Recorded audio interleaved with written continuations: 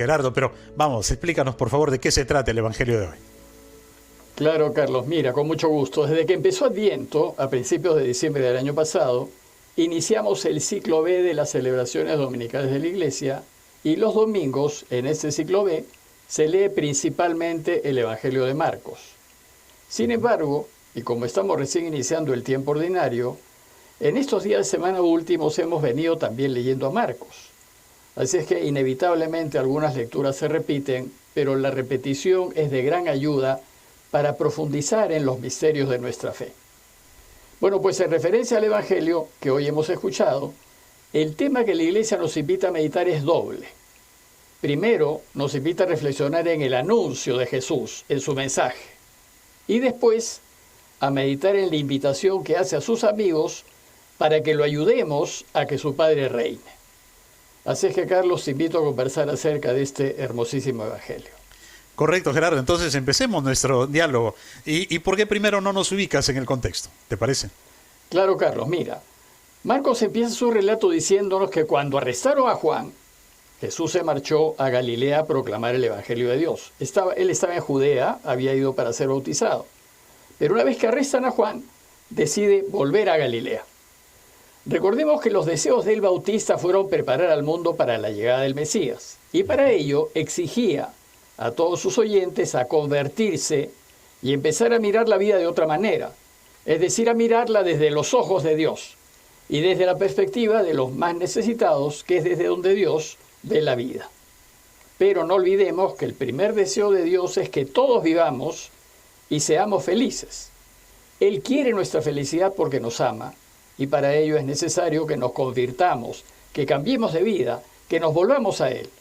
Es decir, que vivamos para Él y no para nosotros mismos, buscando lo que Él quiere y no lo que nos beneficia inmediatamente.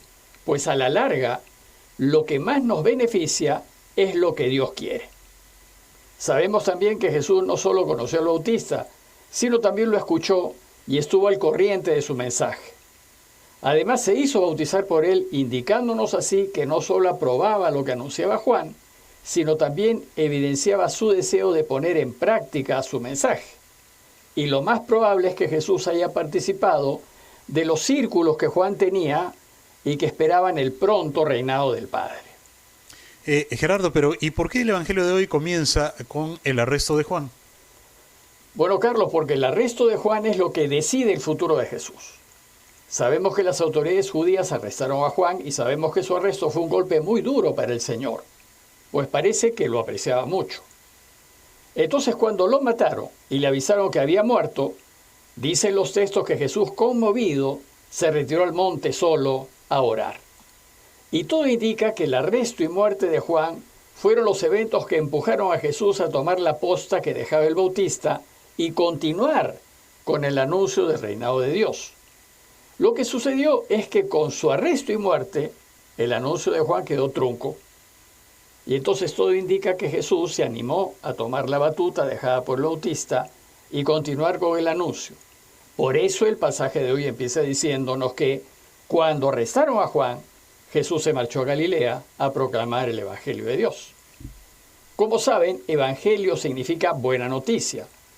Así es que lo que hizo Jesús fue salir a anunciar a todos la extraordinaria noticia de que Dios va a reinar. Pero además también enseñó que si queremos ayudarlo a que reine, debemos vivir como Él quiere que vivamos.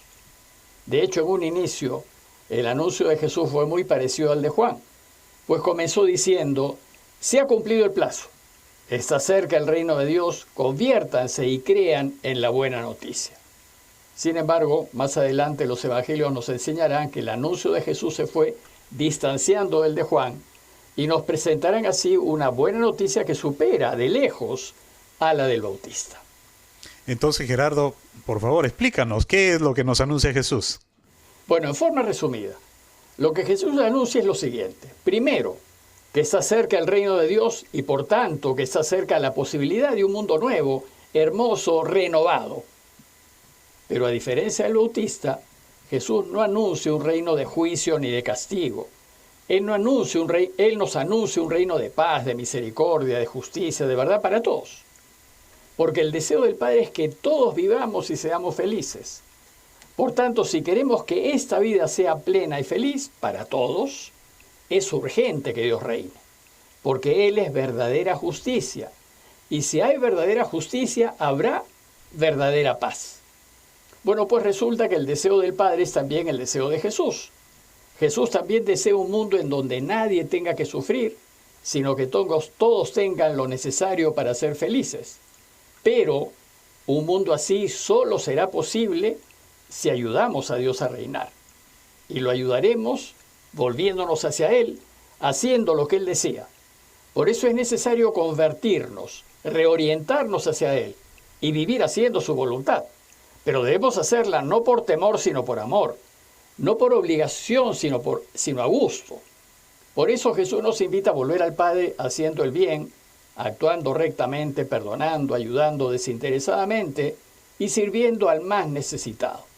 En resumen, Jesús nos anuncia que lo mejor es que Dios reine y lo ayudaremos a reinar cuando elijamos vivir en la verdad, en la justicia y hacer lo correcto en la vida.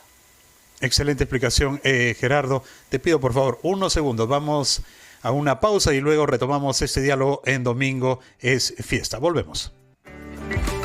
Soy Carlos González, estamos junto a nuestro estimado padre Gerardo Aste conversando sobre el Evangelio de hoy aquí en RPP, en Domingo es Fiesta.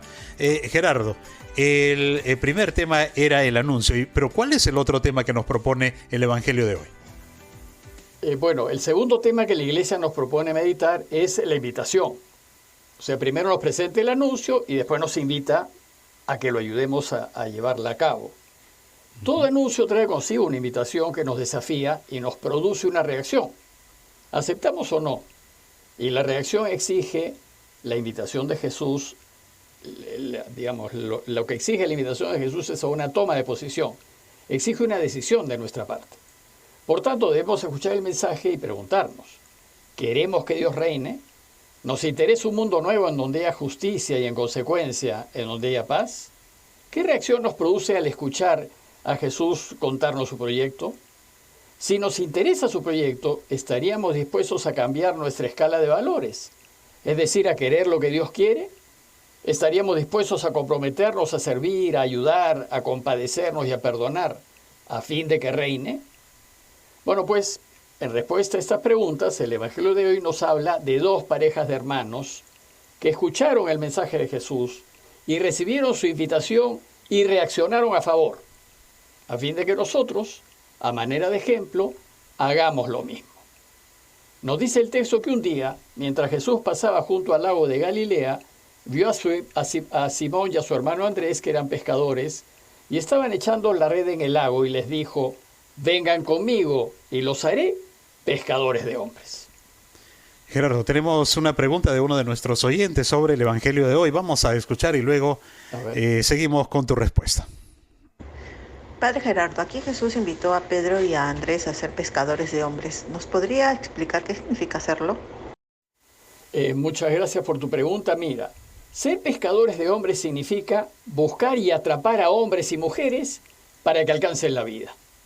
Significa enseñarles el camino que los lleva a la felicidad, es decir, a Dios. Es hacerles entender que Jesús es el único camino y de esta manera reorientarlos hacia Él. En otras palabras, ser pescadores de hombres significa empeñarnos y trabajar para que todos volvamos a Dios y vivamos. Entonces Pedro y Andrés, que ya habían escuchado y conocían bastante bien el mensaje de Jesús, pues lo habían conocido tiempo atrás en los círculos de Juan en el sur, al oír su invitación, decidieron aceptarla y unirse a su proyecto. Pero aceptar su invitación y seguirlo supuso hacer del proyecto de Jesús su primera prioridad. Bueno, pues el Evangelio expresa esto diciendo que inmediatamente dejaron las redes y lo siguieron. Aquí, dejar las redes no significa abandonar todo lo que tenían y querían, sino significa hacer de Dios y de sus deseos su primera prioridad. Esto es buscar que todos vivan y vivan con dignidad.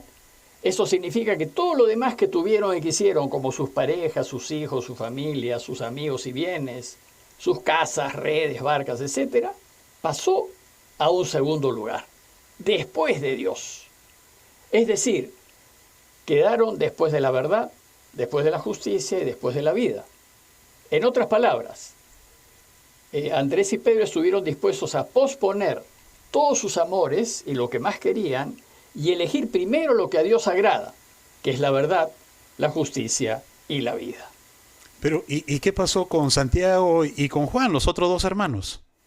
Bueno, Carlos, parece que con ellos pasó algo semejante, ya que el texto también nos dice que un poco más adelante vio otros dos hermanos, a Santiago, hijo de Zebedeo, y a su hermano Juan, que también estaban trabajando y los llamó.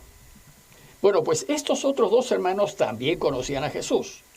Y sabemos que lo conocieron al menos desde el momento en que Jesús volvió de Judea y se quedó a vivir en Cafarnaúm, en casa de Pedro y Andrés. Y sin duda, muchas veces lo debieron escuchar a Jesús hablar del reinado de su Padre y de cómo hacerlo realidad. Bueno, pues estos dos hermanos estaban en la barca de su padre limpiando las redes, haciendo su trabajo ordinario, y Marcos nos cuenta que entonces Jesús los llamó. Y ellos, que ya conocían el mensaje, dejaron a su padre Zebedeo en la barca con los jornaleros y se marcharon con él.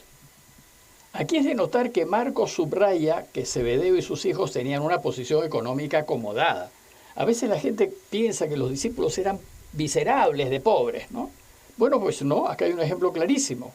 Estos eran propietarios de al menos una barca y tenían jornaleros que trabajaban para ellos. Sin embargo, el proyecto que les presentó Jesús fue tan extraordinario y tan seductor que estuvieron dispuestos a poner en segundo lugar todo lo que el mundo ama, que es tener buena posición económica, prestigio y poder, y que probablemente era lo que ellos hasta ese momento habían venido buscando, para dedicarse íntegramente a ayudar a Jesús a dar vida. Pero lo que llama la atención es que a estos dos hermanos no les importó dejar a su padre con el trabajo e irse. ¿Nos puedes aclarar este punto? Bueno, Carlos, en realidad el Evangelio no nos dice que no siguieron trabajando con su padre. Lo que nos enseña es que sus prioridades cambiaron y Dios pasó a estar por delante de su padre y de sus negocios. Poner a Dios y a sus deseos como primera prioridad significa que todo lo que amaron y desearon, incluyendo la familia y sus seguridades, pasaron a un segundo lugar. Pero esto no significa que no nos importe la familia y todo lo bueno que tenemos. Al contrario, nos va a seguir importando y mucho. Lo que significa es que en adelante, en toda decisión que tomemos, vamos a elegir a Dios primero. Es decir, vamos a elegir lo que sea verdad, lo que sea justo y lo que sea correcto.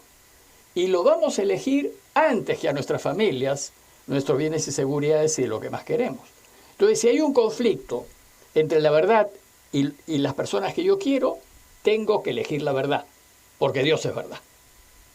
Eso es dejarlo todo. Como les dije, debemos suponer que estos 4 buscadores de Dios habían venido escuchando a Jesús por algún tiempo y se habían entusiasmado con su proyecto de un mundo nuevo.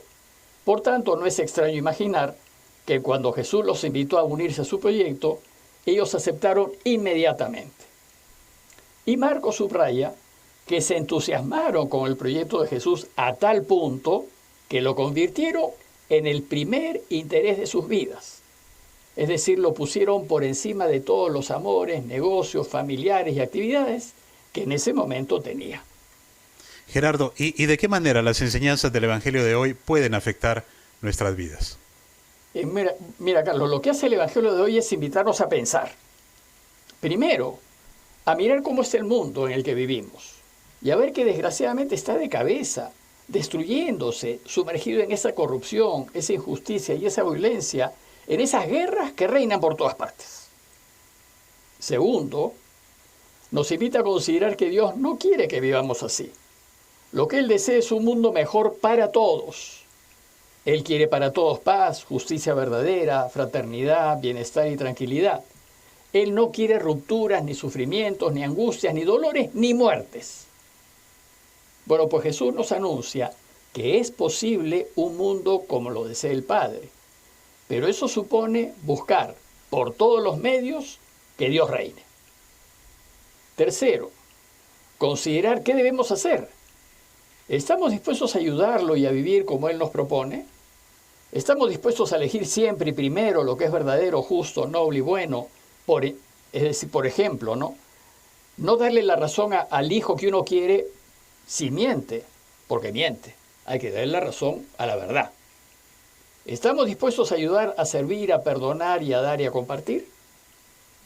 Y por último, recordemos que aceptar su invitación significa comprometernos a hacer lo que hizo Jesús.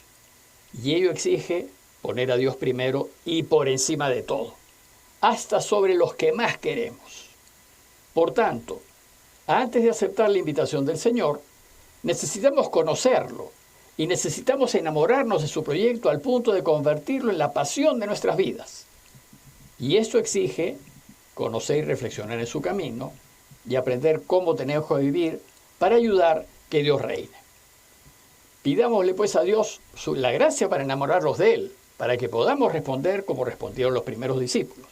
San Ignacio de Loyola, por ejemplo, dice: tenemos que conocer a Jesús hondamente con nuestro corazón para que lo amemos, nos enamoremos de Él, porque si no lo amamos, no lo vamos a poder elegir. No lo vamos a elegir simplemente. Gracias Gerardo por enseñarnos que debemos vivir como Dios quiere que vivamos, ¿no? Y ponerlo siempre por encima de todos. Y gracias porque esto es una buena noticia, tan bueno como la buena noticia que vamos a escuchar en este momento. El 25 de enero la iglesia celebra la conversión de San Pablo. Gerardo, ¿qué nos puedes decir de esta extraordinaria noticia? Bueno, sí, realmente el 25 de enero es una muy bonita fiesta que es la conversión de San Pablo. Y brevemente te cuento. Pablo nació en Tarso. Actualmente esta ciudad queda al sur de Turquía. Y Tarso era una ciudad romana. Y aquel que nacía en ella era considerado ciudadano romano. Pero Pablo era un judío a carta cabal. Además, él mismo orgullosamente se declara fariseo, es decir, observante estricto de la ley de Moisés. Además, fue discípulo de Gamaliel, un destacado maestro de la ley judía en Jerusalén.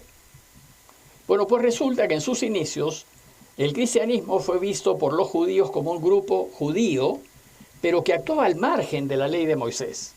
Y esto molestaba a muchos de los judíos y ciertamente molestó al fariseo Pablo.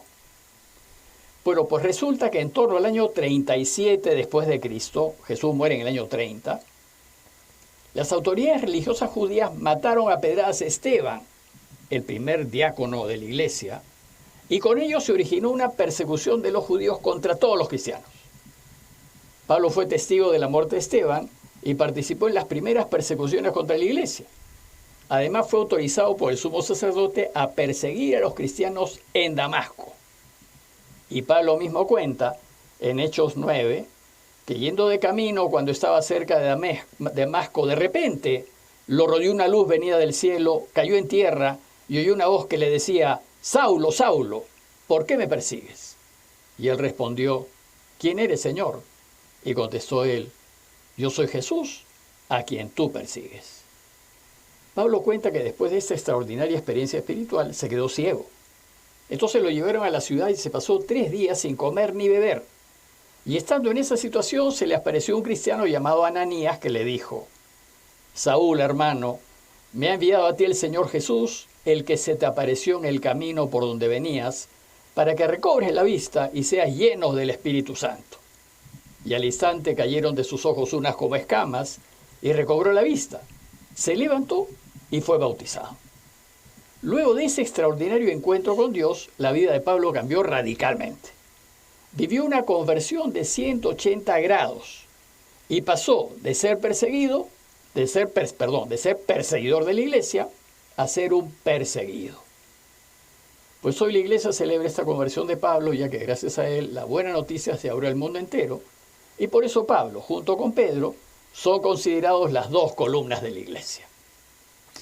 Gracias, Gerardo, por esta buena noticia. Ya hemos llegado a la parte final del programa, pero antes de irnos queremos recibir la bendición de Dios. Bueno, pues pidámosle, a propósito de la conversión de Pablo, pidámosle a Dios por intercesión de San Pablo, que nos bendiga, a Él que es bueno y misericordioso, y que es Padre, Hijo y Espíritu Santo, que bendiga a todos ustedes y que permanezca siempre con todos ustedes. Amén. Carlos, muchísimas gracias. Gracias también a todos los que nos escuchan y a todos les deseo un muy buen domingo y una excelente semana. Buenos días. Muy buenos días. Un fuerte abrazo para ti, Gerardo, y para todos nuestros oyentes y que todos tengan un excelente fin de semana. Nos encontramos en otra edición de Domingo es Fiesta aquí en RPP, la voz de todo el Perú. Muy buenos días.